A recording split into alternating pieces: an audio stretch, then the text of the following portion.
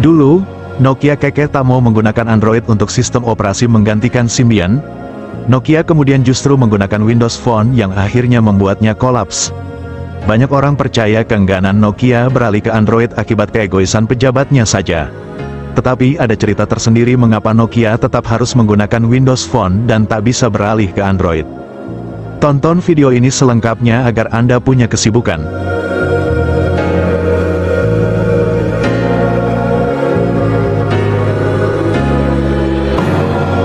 Nokia menolak Android karena saat itu mereka memiliki keyakinan yang berbeda mengenai masa depan sistem operasi mobile. Beberapa alasan utama penolakan Nokia terhadap Android adalah sebagai berikut.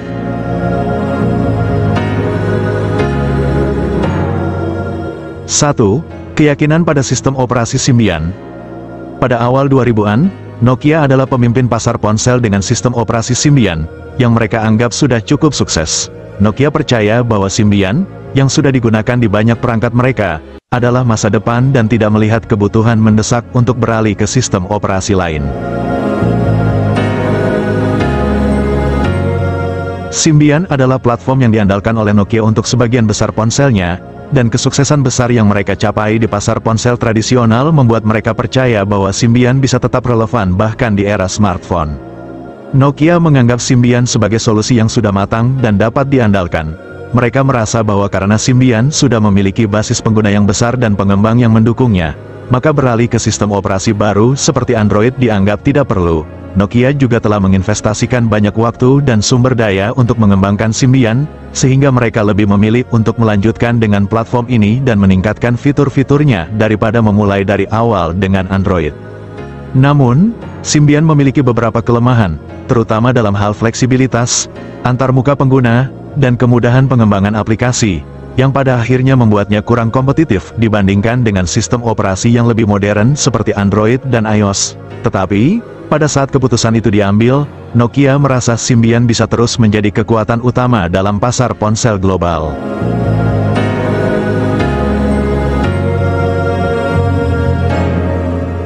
Dua, pengembangan MiGo. Pada saat Android mulai berkembang, Nokia tidak hanya bergantung pada Symbian tetapi juga sedang mengembangkan sistem operasi baru bernama MiGo.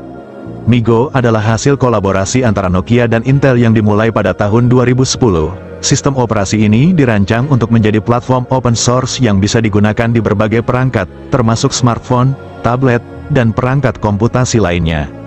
MiGo dianggap sebagai masa depan smartphone Nokia, terutama karena ia menawarkan fleksibilitas yang lebih besar dibandingkan Symbian dan bisa bersaing dengan sistem operasi mobile lainnya seperti Android dan iOS. Nokia berharap MiGo akan menjadi alternatif kuat yang tidak hanya bisa memenuhi kebutuhan mereka di pasar ponsel, tetapi juga membuka peluang untuk berkembang di pasar perangkat pintar lainnya. Alasan Nokia memilih MiGo daripada Android adalah karena mereka ingin mengembangkan sesuatu yang unik dan berbeda.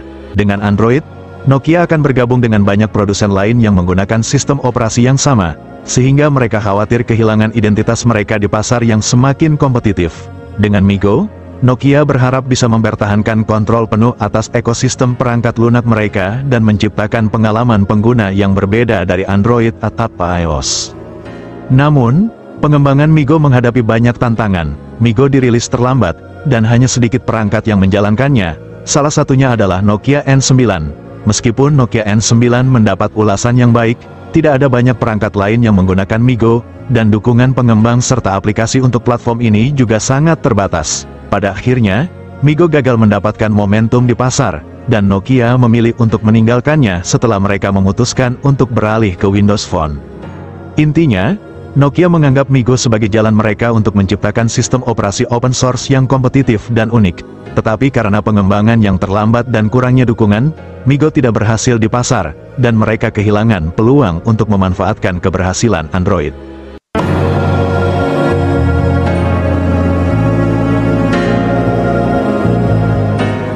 Tiga, kontrol penuh terhadap sistem operasi.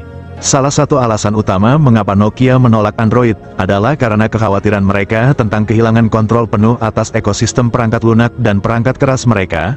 Nokia selalu memiliki tradisi untuk mengembangkan dan mengontrol sistem operasi mereka sendiri, seperti Symbian dan kemudian MeeGo. Ini memberi Nokia kemampuan untuk menyesuaikan perangkat lunak mereka sesuai dengan kebutuhan mereka sendiri, tanpa bergantung pada pihak luar. Ketika Android muncul, meskipun bersifat open source, ia tetap berada di bawah kendali Google.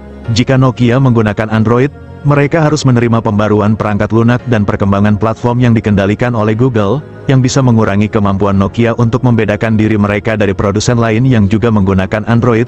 Ini berarti Nokia akan lebih sulit menciptakan identitas unik dalam hal perangkat lunak dan pengalaman pengguna.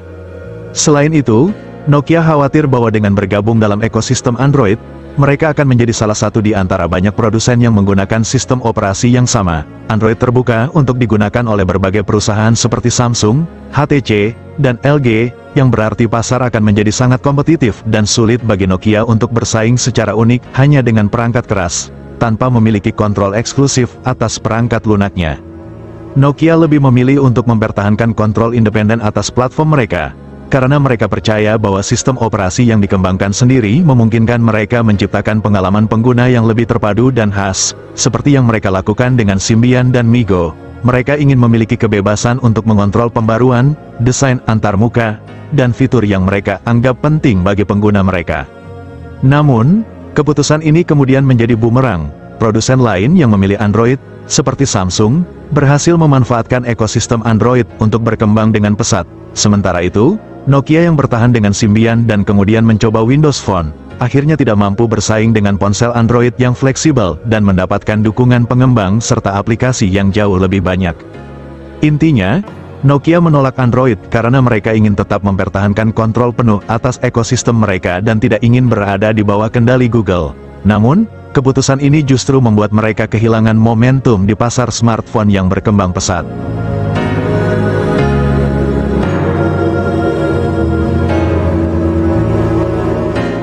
4. Keputusan strategis CEO Stephen Elop. Pada tahun 2010, Stephen Elop diangkat sebagai CEO Nokia. Sebagai mantan eksekutif di Microsoft, Elop datang dengan pandangan yang berbeda mengenai strategi perusahaan, terutama di pasar smartphone. Pada saat itu, Nokia sedang berada di persimpangan jalan setelah menghadapi persaingan ketat dari ponsel berbasis Android dan iOS. Symbian sudah mulai tertinggal, dan MeeGo belum cukup kuat untuk menjadi pesaing utama. Setelah menganalisis situasi, Elop membuat keputusan besar untuk tidak mengadopsi Android. Sebaliknya, dia memutuskan untuk bermitra dengan Microsoft dan menggunakan Windows Phone sebagai sistem operasi utama untuk smartphone Nokia. Keputusan ini diumumkan secara resmi pada Februari tahun 2011 dalam sebuah perjanjian antara Nokia dan Microsoft. Ada beberapa alasan di balik keputusan Elop ini. 1. Berbeda dari produsen Android lain, Elop percaya bahwa jika Nokia memilih Android, mereka akan sulit untuk membedakan diri dari produsen lain yang sudah menggunakan Android, seperti Samsung, HTC, dan LG. Pasar Android mulai menjadi sangat kompetitif, dan Elop merasa bahwa Nokia akan kehilangan identitasnya di tengah persaingan itu. Dengan menggunakan Windows Phone, Nokia bisa menjadi pemain utama yang eksklusif di ekosistem Microsoft, yang saat itu belum banyak digunakan oleh produsen ponsel lain. 2. Kemitraan strategis dengan Microsoft. Karena latar belakang Elop di Microsoft, dia melihat peluang besar dalam kemitraan strategis dengan perusahaan tersebut. Microsoft memiliki sumber daya besar, teknologi yang kuat, dan keinginan untuk memperluas platform Windows Phone mereka. Elop percaya bahwa dengan dukungan dari Microsoft, Nokia bisa membangun kembali dominasinya di pasar smartphone. Microsoft juga menawarkan Nokia dukungan finansial dan teknologi sebagai bagian dari kemitraan ini. 3. Keyakinan pada potensi Windows Phone. Pada saat itu, Elop yakin bahwa Windows Phone memiliki potensi besar untuk bersaing dengan Android dan iOS. Windows Phone menawarkan antarmuka yang berbeda, dikenal dengan desain teal-based yang khas, dan ekosistem yang terintegrasi dengan produk-produk Microsoft lainnya, seperti Windows PC dan layanan cloud. Elop berharap bahwa ini akan memberikan Nokia keuntungan kompetitif yang unik di pasar. Namun, keputusan ini ternyata tidak berhasil seperti yang diharapkan. Meskipun Nokia dan Microsoft berusaha keras untuk mempromosikan Windows Phone, platform ini kesulitan untuk mendapatkan dukungan dari pengembang aplikasi dan menarik perhatian konsumen. Android dan iOS sudah terlalu mendominasi pasar, dan Windows Phone gagal mendapatkan pangsa pasar yang signifikan. Pada akhirnya, Keputusan untuk tidak mengadopsi Android dan bergabung dengan Microsoft menjadi salah satu faktor penurunan Nokia. Pada tahun 2014, divisi ponsel Nokia diakuisisi oleh Microsoft, dan upaya mereka untuk menghidupkan kembali merek Nokia dengan Windows Phone tidak berhasil. Microsoft akhirnya menghentikan produksi ponsel Windows, menandai berakhirnya era ponsel Nokia sebagai kekuatan utama di industri ini.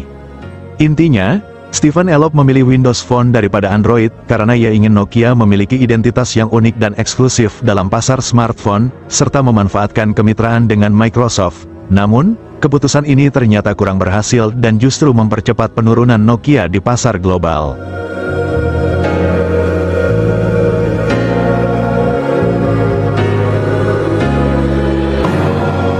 Oke Sobat Montesa, cukup segitu aja pembahasan kita kali ini. Jangan lupa like, komen dan subscribe ya. Terima kasih dan sampai jumpa. Dadah.